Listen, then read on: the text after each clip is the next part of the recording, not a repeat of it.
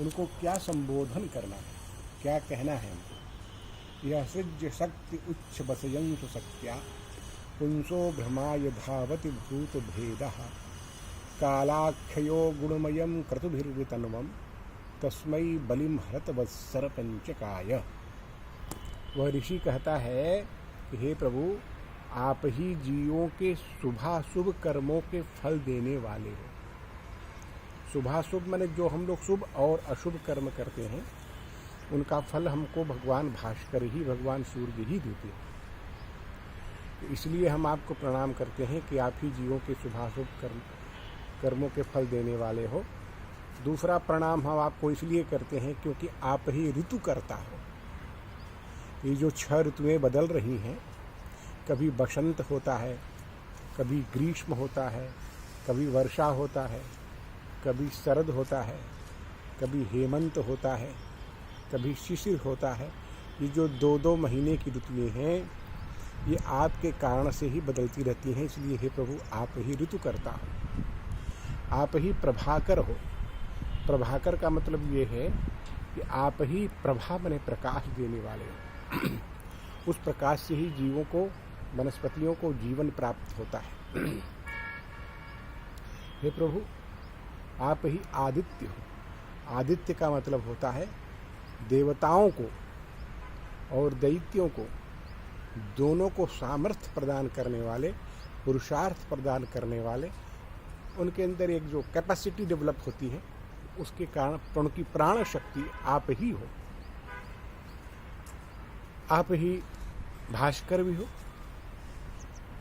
संपूर्ण जगत जो है वह अंधकारमय है। संपूर्ण दृश्य अदृश्य जगत जो भी दिखाई देता है वह अंधकार में ही है। केवल मात्र आपके प्रकाश से ही वो प्रकाशित होता है, जिससे हम जीवन का व्यवहार करते हैं। आप ही सूर्य हो। सूर्य और सूर, सूर माने होता है अंधा और सूर्य माने होता है प्रकाश। तो आपके बिना मनुष्य सूर है, अंधा है। वह आंखें रह करके भी वो कुछ देख नहीं सकता, उसके नेत्र भी काम नहीं करते जब तक आप प्रकाशित न हो। इसलिए आपको प्रणाम है। आप ही रवि हो। रवि एक ध्वनि का नाम है। आपसे एक ओंकार, एक ध्वनि निरंतर प्रवाहित हो रही है, निरंतर निकल रही है, इसलिए आपको रवि भी कहा जाता है। आप ही मार्तंड हो। मार्तंड का मतलब अजीव में, अचर में को चर बनाने वाले, अनकॉन्शियस को कॉन्शियस करने वाले, इसलिए आपको लोग मार्तंड भी कहते हैं। हिरण्य गर्भ हो। आप गर्भ का मतलब होता है जन्म स्थान, जहाँ समस्त ब्रह्मांड का जन्म होता है वह गर्भ आप ही हो, इसलिए आपका नाम हिरण्य गर्भ भी है। आपका नाम मरीचि है।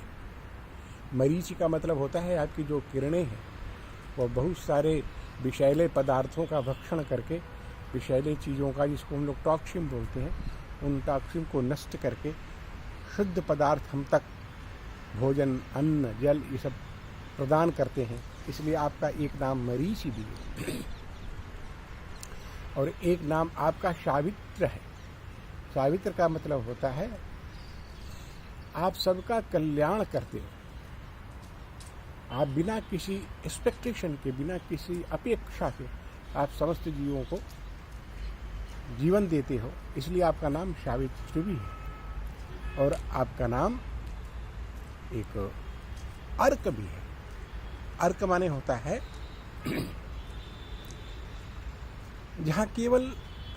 जहाँ अज्ञानता नहीं है, जहाँ जड़ता नहीं है, उसको अर्क कहते हैं। तो आपकी उपासना करने वाले के अंदर जड़ता, अंधकार नहीं होता, इसलिए आपको अर्क भी कहते हैं। और एक नाम आपका मित्र भी है।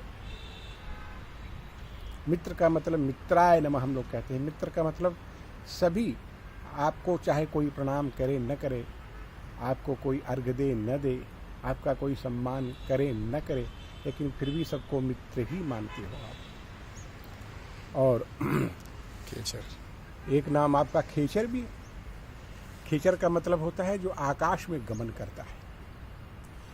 खे गमतीति इति खेचरः, जो आकाश में भ्रमण कर रहा है, गमन कर रहा है, आकाश में ही जो चल रहा है उसको खेचर कहते हैं। तो आप समस्त ब्रह्मांड को प्रकाशित करते हो, उसके बाद भी ब्रह्मांड का कोई भी हिस्सा आप ग्रहण नहीं करते, इसलिए आपको लोग खेचर भी कहते हैं। इस प्रकार से भगवान के इन नामों से उनको प्रणाम करना चाहिए। प्रातः ब्रह्म मुहूर्त में करें, मध्याह्न का भोजन करने के बाद, जिसको आप लोग लंच कहते हो, लंच के बाद करें। उसके बाद जब अस्ताचल की ओर सूर्य जाते हैं, जिसको हम लोग कहते हैं सूर्यास्त समय, वह भी संधि काल है, दिन जाता है और रात्रि आती है। इस संक्रमण काल में, इस संधि काल में भगवान भास्कर की उपासना करने वाले की तेज, ज्ञान, आरोग्यता और संपन्नता नित्य निरंतर बढ़ती रहती है।